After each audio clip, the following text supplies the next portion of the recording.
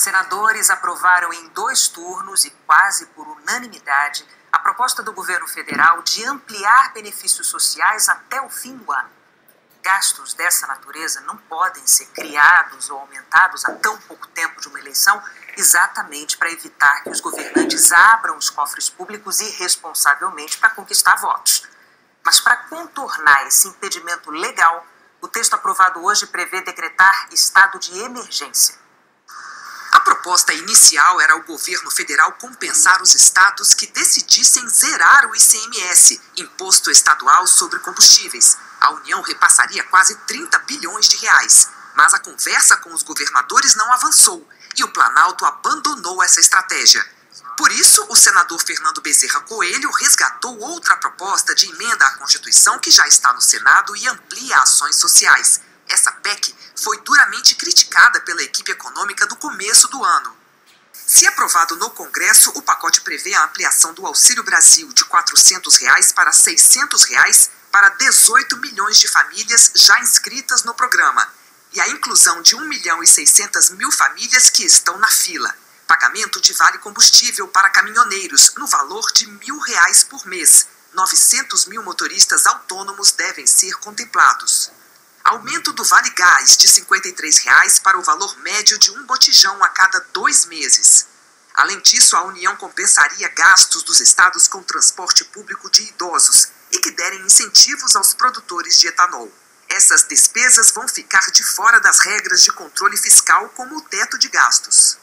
As medidas chegam a 3 meses das eleições e para valer até o fim do ano. Isso gerou questionamentos sobre a legalidade dessas ações, porque a lei proíbe criação de benefícios no ano eleitoral. Em uma tentativa de blindar o Planalto, o relator, com base na consultoria do Senado e em acordo com o governo, decidiu incluir no texto a decretação do estado de emergência, também com duração até 31 de dezembro. O estado de emergência permite que esses benefícios sejam ampliados em ano eleitoral e afasta as regras de controle fiscal. Ou seja, o governo poderia criar gastos não previstos no orçamento sem apontar de onde vêm os recursos, seja cortando outra despesa, seja aumentando o imposto. Durante a votação, o relator fez ainda algumas mudanças. Incluiu no texto mais um benefício para taxistas. A medida aumenta os gastos em 2 bilhões de reais. Também serão destinados 500 milhões de reais para o programa Alimenta Brasil, que já atende famílias em todo o país. O texto ainda previa que a Caixa iria receber 1 bilhão e 300 milhões de reais para operacionalizar o pagamento do auxílio, mas durante a discussão o relator retirou o valor que não ficou estabelecido na proposta. Sobre o Vale Caminhoneiro, o Ministério da Economia vai definir como será o pagamento.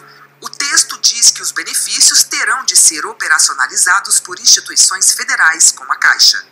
Tudo isso elevou o custo total do pacote para 41 bilhões e 200 milhões de reais. O relator da proposta, senador Fernando Bezerra Coelho, defendeu o estado de emergência.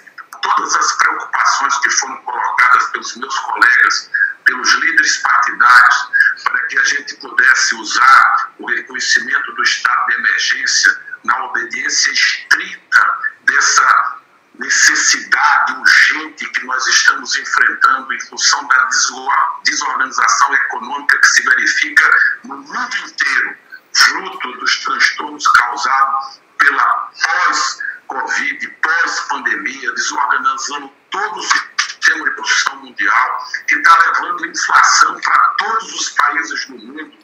Os partidos de oposição rebateram. Eu queria lembrar que o governo, esse governo que aí está, Bolsonaro, nunca deu interesse em política social. Aí agora, a menos de 100 dias da eleição, ele apresenta essa PEC, uma maneira de burlar a lei eleitoral, certo? O pacote foi aprovado com 72 votos a 1 no primeiro turno e com 67 votos a 1 no segundo turno. O único voto contra foi do senador José Serra, do PSDB. Especialistas afirmam que o estado de emergência não pode ser criado para driblar a lei eleitoral. A lei eleitoral estipula uma série de restrições no ano da eleição e diz que se houver estado de emergência, essas restrições são colocadas de lado para que a população possa ser atendida. Agora, não existe estado de emergência criado apenas para, eventualmente, driblar a restrição da lei eleitoral. E não me parece que as condições estejam dadas para se reconhecer um estado de emergência. A proposta ainda precisa ser aprovada 2 vezes em votações na Câmara.